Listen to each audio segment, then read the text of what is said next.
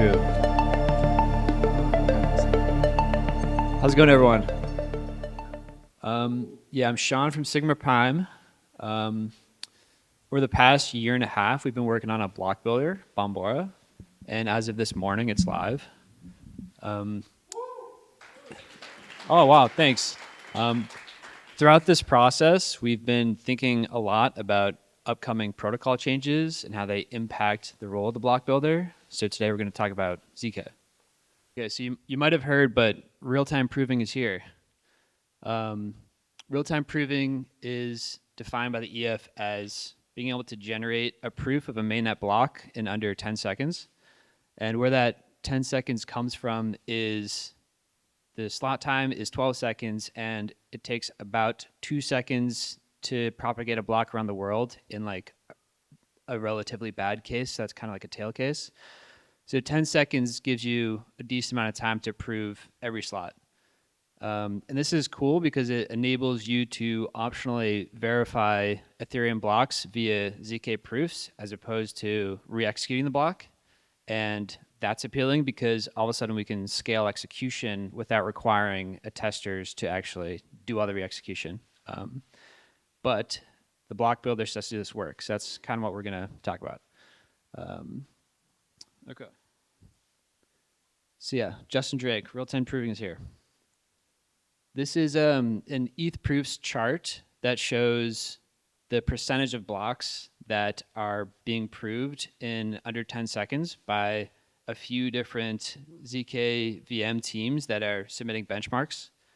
And you can see it's around like 75%. Some teams have even got up to about 99% because they're doing some particular optimizations or using more GPUs or whatever. But as you can see, there's great progress here. And so this is the slot structure as it exists today.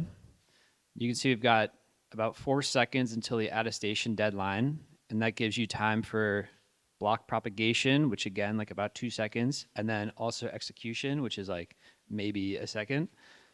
And then the rest of the slot, from a block producer's point of view, is just, produce the next block. And the action doesn't really start till the end of the slot or even closer to the attestation deadline, which I'm sure a lot of people here are aware of. This would be, timing games. Trying to optimize so that you're submitting a block as close to the attestation deadline as possible in order to find the most profitable block. And so then what you see is, the next block production time kind of shifts into the next slot, but all the action sort of happens near the end of the slot and into the next slot. So there's some latent time, really. Okay. So ePBS is coming up, and that changes the structure of a slot pretty fundamentally. Here I've shifted the attestation deadline a bit closer to the start of the slot. The reason for that is because you no longer have to execute the block prior to a testing. That's part of the optimization here. And we've instead given time between attestation and before the next slot to propagate payloads.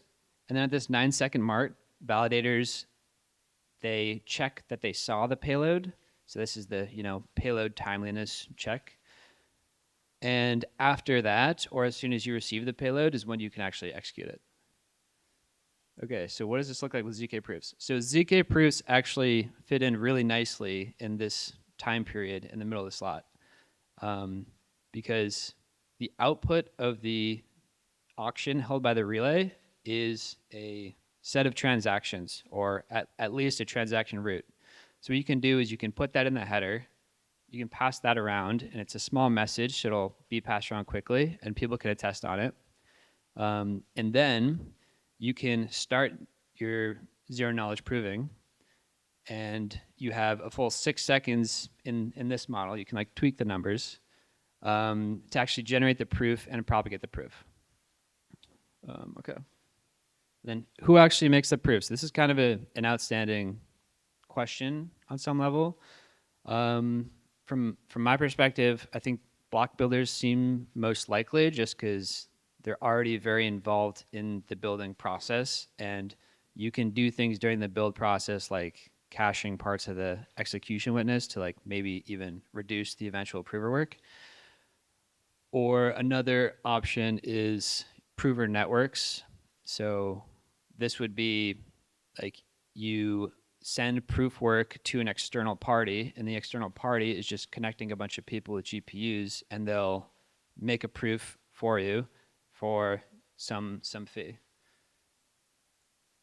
And so this is a version of the ePBS slot with ZK proofs where, maybe you could have some sort of timing games involved here. The only thing I could really think of here is as we scale execution, there's going to be a lot of execution work still to be done by the block builder. So a block builder actually publishing the payload, if they want to delay that, that could potentially delay the start of the execution work for the next block builder. Again, the validators don't actually have to do this, so that's not really an issue for the validators. But if a block builder wants to keep an advantage over another block builder by delaying execution, that's a potential thing. That's the only thing I could really think of, though, because otherwise, this fixed period of 6 seconds, you've sort of defined in protocol like this is about how much a proof should take and propagate.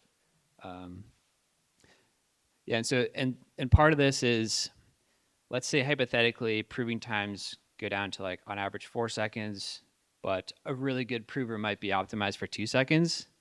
I think you don't actually get an advantage here by having a really like a prover that's faster than what's generally accepted by the protocol as like an acceptable proving time, because of this sort of fixed 6 second period. Okay, and so what are the general steps to ZK proving a block? So I would divide them into: you generate a witness, you guessed execute the Ethereum block in a ZK VM, and then you generate a proof over the trace that was created during this guessed execution process. So let's break it down. So witness generation. So this is when you actually execute the block in your client in order to figure out like what are the pieces of state, or what does this block interact with? What are the pieces of information that I need in order to statelessly execute this block? And you need to gather that because, this is a quick diagram. So very simply, client EVM, so that'd be, REVM or Geth or whatever. You have the global input state because your client's managing this if you're a builder. You're executing the block, you're getting outputs, you're getting state root, receipts root, and then from the outputs as well as information about whatever the block has interacted with, you're creating a witness. And so guest execution, this happens inside of your ZK VM. What's happening is you're actually like running an EVM inside the ZK VM, and you're giving a witness to this execution in order to statelessly run this execution so that your ZK VM doesn't have to like manage Ethereum state itself. And this generates a trace, and over this trace is what you actually prove. You prove that this execution happened correctly, and this is also handled by your ZK VM. And yeah, another simple diagram just showing like block plus witness. These are input to the ZK VM, you generate your trace, and then a full proof. Okay, cool. And then just to layer this on top of the slot structure we were looking at before, you can see there's actually like, a few different pieces to it. You've got your proof propagation time on the right, which is sort of like a fixed, up to 2 seconds, let's say. You have this 2-step ZK VM process in the middle, which is guest execution and proof generation. And then at the start, the witness generation, this is the one thing that you might actually, the thing that's most obvious to potentially overlap in the build process itself. But you might not necessarily need to finish this before the end of the auction. And if this were to slow you down at all in the auction, you would probably just delay actually generating this witness. Okay, how can this be optimized? So there's a few different dimensions. Um, yeah, one thing, like we just mentioned, is overlapping witness generation with block production to whatever extent you can. Another thing is increasing execution speed of the ZK VM itself. And this is, ZK VM teams are working hard on this. I think they've made a lot of progress over the last like year or so. Parallelizing proving. So this would be like the output trace that was generated by execution of the block in your ZK VM.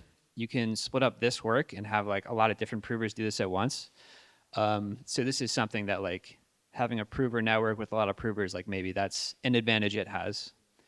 And then at the bottom, like, can we parallelize guest execution? So this is an interesting sort of optimization. This is like when you're running the block inside the ZK VM, can you like speed this up? And there is an optimization for this that exists that I saw in SP1. They do this with like RSP and not the main RSP repo. They have like another repo with this optimization. And also Pico does this. And I think this has what led to these teams being able to get to like 99% of blocks proven in real time. Generally, how it works is as you execute the block and you're generating the witness, you're segmenting the block into sequential partitions, and you're generating outputs at those segments of the block. And so that would be things like, the first third of the block has an output state route that ends up being the input state route to the next third of the block, and so on. And you prove all these at the same time. Well, first you can execute these in parallel now. Then you can prove execution of all these. Then at the end, you actually have an additional proof step where you have to prove that prior block segments link correctly to later block segments. So that would be like, output state equals input state. Cool. So yeah, another diagram. So yeah, your initial state on the left, this is again in your client EVM, so, reth, whatever. Initial state on the left, you have to sequentially execute parts of the block, and you're generating witnesses for each segment as you go. And then inside your ZK VM, this is what's like valuable about this, is inputting the subblocks and their witnesses at the same time, parallelizing all this. And again, at the end, you do introduce like an extra proof you have to generate. So overall, there's like a little bit more work. Okay, and so this is a model of how you could architect a block builder. And the main thing I wanted to get across with this is like as you're building a block and as you're getting transactions in real time, what you're trying to optimize for is doing the least amount of work when you have a new transaction you want to insert into your block so you can do it as fast as possible. So a way to do this is to focus on the conflicts between transactions early in the process. And you can group transactions into groups that are non-conflicting. And then if a transaction comes in, like, oh, it conflicts with this group, I got to redo the work in this group. And then you merge different groups at the end, and you have this final step where you actually are like calculating the state root and whatnot. This is like the actual full block execution at the end. So this is a model of how a builder might work. Okay, I'm missing a slide here, but the question that I had was, can we have this sub-block optimization fit into this type of model? And I think no, unfortunately. And the reason for that is because the sub-blocks have to be sequential because the outputs of one become inputs of another. So you can't really do that in parallel. Doing the groups in parallel, you wouldn't know like, oh, like what's the intermediate output state route if you're calculating group one and group two at the same time. So if you were to try to map this type of sub-block optimization to the block building process, what you would do is segment, transactions by state conflicts like this. You'd have to prove lack of conflicts as you aggregate, but then also the difficult part would be actually doing the entire proof for the receipts route at the end, the state route, all the things that are like block level validations at the end. So that also include cumulative gas usage. But yeah, is there like another model though that makes this type of state aware block building easier to parallelize? And yeah, so the cleanest solution I think is layer twos, because layer twos naturally they're managing their own state. They have their own gas accounting.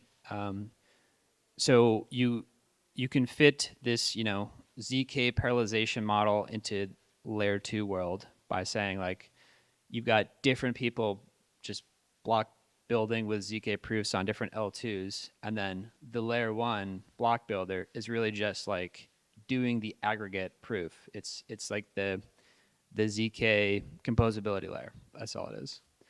And what's cool about this model is like you get more ability to scale horizontally, and that's something that can maybe decentralize a lot of the work that the builder is doing. So that's cool. And then another idea is client-side proving. And so for this, I was thinking along the lines of like generating proofs as you're submitting transactions to a block builder. And then similarly, like the block builder is working on creating the proof that all these transactions are correctly composable, which is like easier said than done, but just another type of model for us. Yeah, that's it.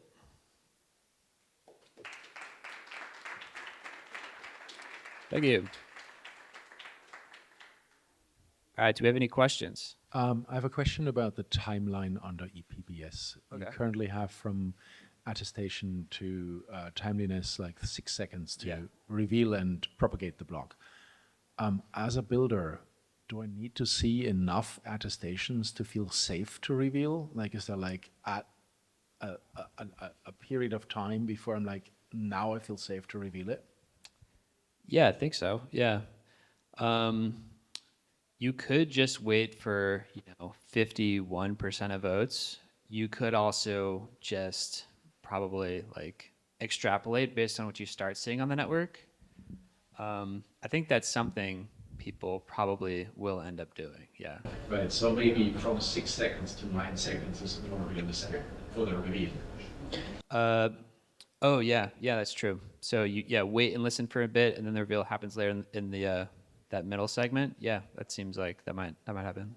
Just around 6 second-ish, just to be sure. Yeah. I mean, so part of it is the block header should be able to propagate like faster because it's smaller. Clients will vote as soon as they see a header, so might even start a little earlier. Not totally sure, but yeah, sure. Questions? Ooh, one of the builders. How do you think about the economics of running a prover as a builder? Oh yeah, so this is, I kind of skipped this in my talk, but I think so because that middle 6 seconds is sort of fixed. I think the proving decision of whether you do it locally or you outsource it to a network would probably be pretty purely price, so long as everyone passes that bar of like I can prove and propagate within 6 seconds.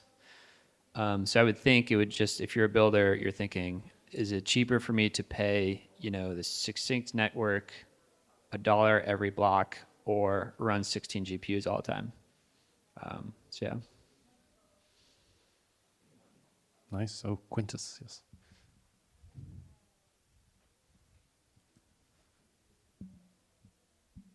Thanks. I'm curious if you could say a bit more on the Ethereum economic zone and the implications for this. I know it's pretty recent, so I don't know how much time you've had to digest that, but it seems like the most relevant like L2 development for block builders, but also probably a bit more complicated than the proposal lets on for builders.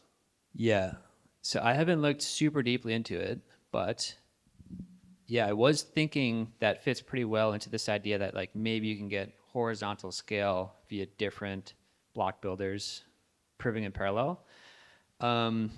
the main question I would have about it is like, yeah, the composability, obviously. Supposedly they do that at the smart contract level, but again, yeah, I haven't dug into it enough to like have an informed opinion. Nice. Awesome. How do you say the builder's name? Bombora. Bombora. What's it stand for? So it's like a Aboriginal term for a wave that breaks over like a coral reef or just like a shallow break. Oh. Yeah, so the Australian Sigma Aussie, Prime coming Aussie out of that surfer one. term. Yeah, exactly. It's good. Well, thank you, Sean. Appreciate it. Thank you.